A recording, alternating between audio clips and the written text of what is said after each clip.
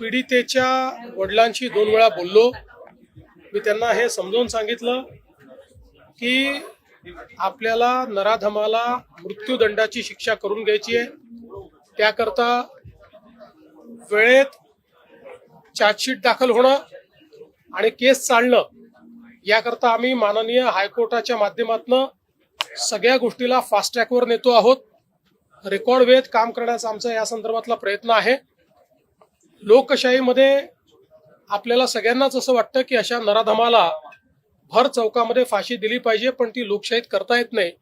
लोकशाही कायद्याने चालते, पण कोणाला कायद्याचा दुरुपयोग करता येऊ नये या दृष्टीने कुठलाही लूपहोल न ठेवता या नराधमाला यमसदनी कसं पाठवायचं, त्याला मृत्यूदंडाची शिक्षा कशी होईल अशा प्रकारचा संपूर्ण प्रयत्न हा राज्य शासनाच्या वतीनं त्या ठिकाणी केला जाईल। न्यायालयातनं हे प्रकरण वेगानं मार्गी लावलं जाईल। तशा संदर्भातलं एक लेखी पत्र देखील आम्ही पीडितेच्या कुटुंबाला दिलेलं आहे। घटना गंभीर आहे, रोष देखील साहजिक आहे। नागरिकांचा रोष असणं काही हे चुकीचं नाहीये।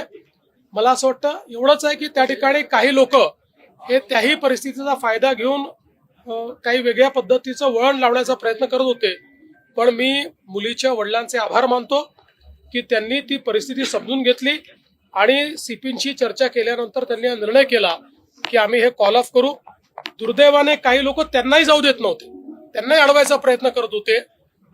ते लोकही कोण आहेत हे लक्षात आलेलं आहे, पण ठीक आहे, आता त्याच्याबद्दल फार काही आपल्याला करायचं नाहीये।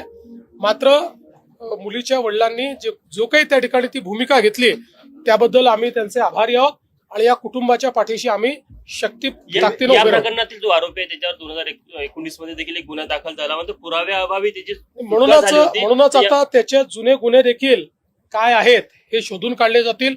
कोणी लॅप्सेस ठेवले होते का ते देखील बघितलं जाईल।